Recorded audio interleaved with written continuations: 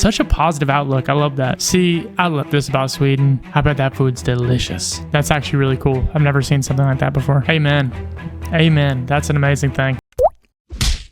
What is up? Welcome back. Today we're watching a video titled 19 Weird Things Swedish People Do That You Should Do Too. What's up? If you haven't met me yet, my name's Aaron and this is Aaron Arnold Reacts. Through this channel, I'm discovering everything about Europe, including Sweden. I'm discovering the culture, the people, the music, the sports, anything you can imagine. I'm learning it all. If you want to learn with me, if you want to have fun with me, and if you want to laugh with me, make sure to like and subscribe. I bring you a video every single day talking about these amazing countries in Europe, and I can't wait to get into this one. So let's do it. Hey everyone, I hope you are doing amazingly. Today I'm going to share the craziest, most wonderful, and best Swedish traditions that I think you should try too.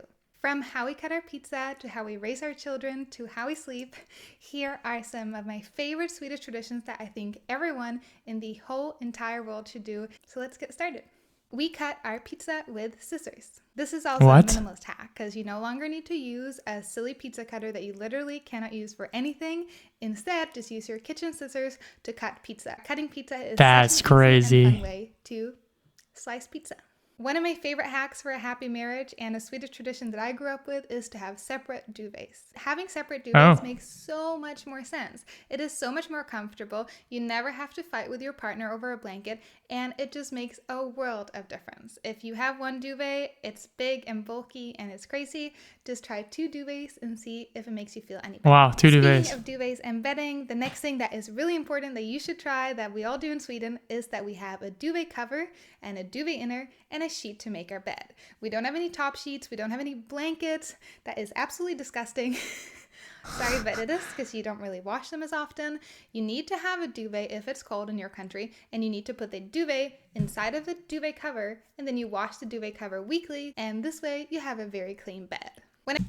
That's so specific, but I actually love that. Okay, so husband and wife have separate blankets. That would blow an American's mind, and it's blowing my mind right now.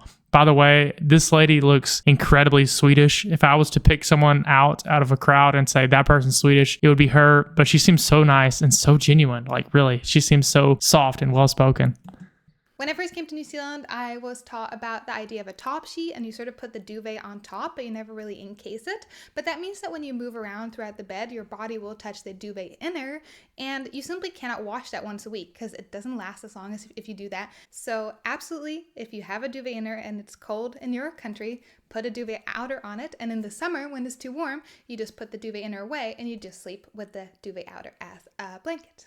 Easy. One of my favorite Swedish sayings is something like, there is no such thing as bad weather, only bad clothing. Very I love literal that. and very Swedish, but as a child, this was normally printed on our weekly mailer at kindergarten or at school, which basically meant for our parents to remember to put proper clothing on us because we would be outside all day, no matter the weather. I love that. That's amazing. There's no such thing as bad weather, only bad clothing. That's so true. We have everything possible to take care in bad weather. And bad weather's not real. It's just bad clothes. Such a positive outlook. I love that. I think most people these days tend to stay inside when it's bad weather outside instead of just going out there. But by putting on proper clothing, it makes it so much easier to be outside in all weathers. And it's so much better for your health to be outside and breathe in the microbiome rather than just staying inside and watching So TV. true. Another Swedish health hack for you guys. One of the things that I didn't think was weird, but that became obvious to me the moment I moved abroad, was the fact that we don't talk about race. The first time I heard the word Caucasian, I was 20 and living in Japan, and before that I had never heard any of these words, and it's just not something we talk about. Which brings me on to the next point, is that you never have to disclose this information if you, for example, go to the bank or going to the university. And that information is absolutely not necessary for the bank to know. So true. I'm opening my bank account, and frankly, it's ridiculous. So do what the Swedish people do. I love it. Yes. Whilst we're speaking about politically sensitive subjects, let's speak about children. In Sweden, we treat our children with respect and we treat them as already humans, which is something I really, really enjoy and I think everyone should do.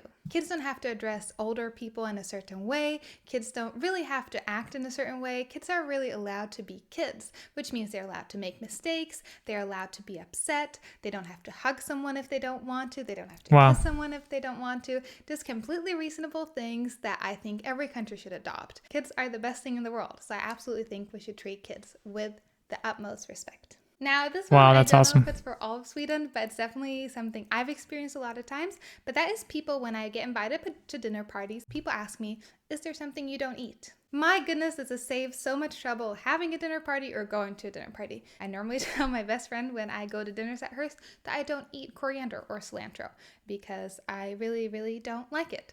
And it makes it a lot easier. One of the most important Swedish traditions is being whole and clean. Now, what does this mean? Okay. This is a deeply rooted tradition that goes so far back in Swedish history, but ultimately it means to always present yourself as best as you possibly can.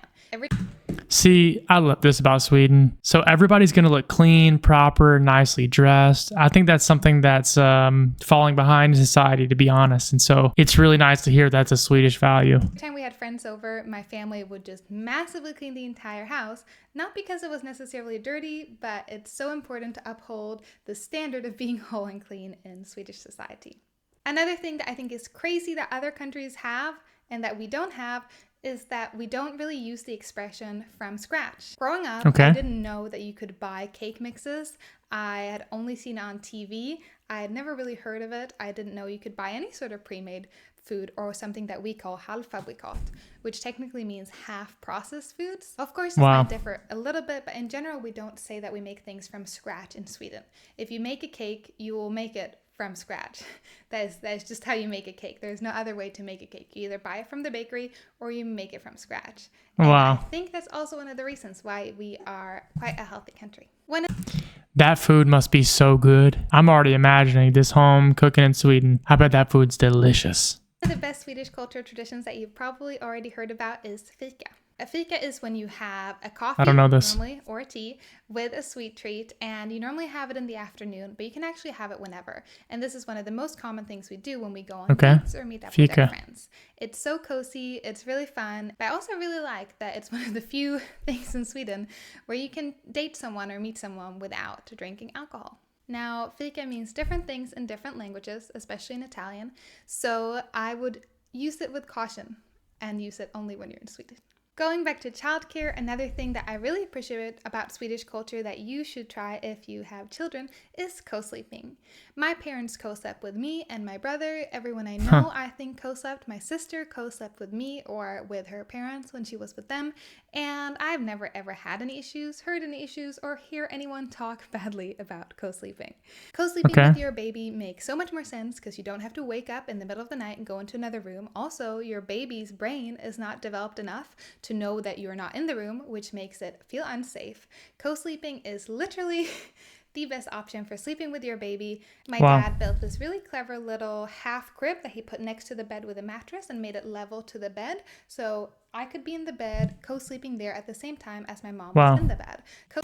That's actually really cool. I've never seen something like that before. Is that normal in Sweden, by the way, or is this just her perspective? Co-sleeping shouldn't be a term, I don't think. It shouldn't be a trend. It shouldn't be an idea. It should just be the most common way for sleeping with your baby. Another thing that is common in Sweden but isn't very common abroad is that both men and women call themselves feminists. In Sweden, people are generally more educated about feminism than in other countries, and I really like that we use the word more casually and without so much attachment to it that comes from other countries. A weird thing about Sweden that I thought was quite strange is that our school is... Wait, hold on. I'm confused by that last comment. What does she mean by that? Both men and women use it. I'm not sure. I'm a little confused there. A lot easier than any other school in the world. Now, I don't know exactly how accurate this is, but I know that in general in Sweden, we are very educated. However, our school, especially I think middle school and preschool, is a lot easier than, for example, in England or in New Zealand. We have way less assignments, way less homework, but somehow it still works. Unfortunately, this trend is changing and we're becoming a bit more like the rest of the world. But I really think homework is ridiculous and we shouldn't have it. So that's it. Amen. Amen. That's an amazing thing. No homework. No homework. Get rid of it. One weird thing we do in Sweden, but I think we shouldn't do, so disregard this one, is that we don't really date. Although I'm Swedish, I've never dated a Swedish guy because I think I've only have 2 Swedish guys ever hit on me in my entire life. But in general, we don't really date. We don't really have a period of dating where you can see other people. Or normally you're just sort of not together and then you're sort of together. Dating in Sweden is very weird. That is why I've been so unsuccessful at it. And yeah, I find it a bit uncomfortable. And I think Sweden, in fact, should adopt how people date in other countries. Has anybody else had this experience? It sounds like, I don't know. Actually, I don't know how it sounds. But no dating? I'm confused a bit here. They got to date in Sweden, right? I mean, how do they find a partner? I think it makes way more sense, and it's a much more adult way of dating. Something we do in Sweden is that we learn English very early. This also makes so much sense because it's easier to learn a language when you're young. And voila, most people speak English, which is such a useful skill to have if you want to live in another country or have any job where you don't work in Sweden. All right. Okay, real quick. Her English is amazing, first off. She sounds American to me, but I've actually heard that a lot of Swedish people do have incredible English. Is that true? I think it is, but I just want to confirm. All right, so we're going even more political. Time for religion. One thing we don't do in Sweden is we're not really religious or go to church, even though Wikipedia might say otherwise. So this has changed since then, but when I grew up and my entire generation, we couldn't choose to be enrolled in the Swedish church system. That just happened automatically when we were born, no matter if we were baptized or not. We just went straight into the Swedish church system, which is also the system you have to be in if you want to be buried in a churchyard or if you want to be married in a church, if you want to get baptized in a church, etc., etc. So this is a quite fun fact compared to other countries, because if you look at Wikipedia, it says most Swedish people are religious, but that's simply because we are enrolled in church. Now, say what you want about religion, but I, for one, am a person who thinks that we should practice what we preach. And since most people have lots of sex before marriage, drink a ridiculous amount of alcohol, and do all other sorts of gluttonous things, I think it makes complete sense that most people don't go to church. I remember going to church in kindergarten for our summer ending, and I remember my priest had leather pants and played a rock and roll guitar, which we all thought was very, very fun. We are a land of wonderful and quirky, weird, strange traditions. In Sweden, we Okay, that's interesting. I know Sweden is a Protestant country, but I didn't know that most people aren't religious, really. That's interesting to hear. Is that true, by the way? have something called jantelagen, which practically means be humble, but also never talk well about yourself. So there are pros and cons about this Interesting. law. It's an unwritten law. But one of the good things about it is that Swedish people are in general very comfortable and quiet, or maybe better is to say not loud people. So it's very nice to be around Swedish people. No one ever yells. No one ever tries to really be the center of attention. No one really, speaks really loudly. One of my favorite things we do in Sweden, which does not work in English, is that we don't really have a word for please. Now you can use snälla, which means like most kindly, or can you kindly, or you can use tack, which means thank you. But we don't really have a word for please. I love learning languages because this is those little parts about a language and a culture that you won't really learn unless you know the language. So I love speaking English. I love using the word please. But I also love speaking Swedish and being able to sneak in a tack or a snälla where Swedish people normally don't, and sound like the most friendly and polite person in the world. So it's a win-win. So, okay, my friends, I did not think we'd go this political. I have written this video down. It's very funny because when I translate these very regular Swedish ideas to English, they suddenly become so much more political. Swedish people are in generally extremely nice, and it's such a nice culture to live in. And I think that's why so many people move back to Sweden when they want to have a family, because it's such a safe and reasonable and wholesome place for kids to grow up. And part of that is because these lovely and quirky ideas that we have. Thank you guys so much for watching this video. I had amazing video. Snälla and talk. If you enjoyed the video, make sure to like and subscribe. Snälla talk. Maybe I'm saying that right. Maybe I'm not. I don't know.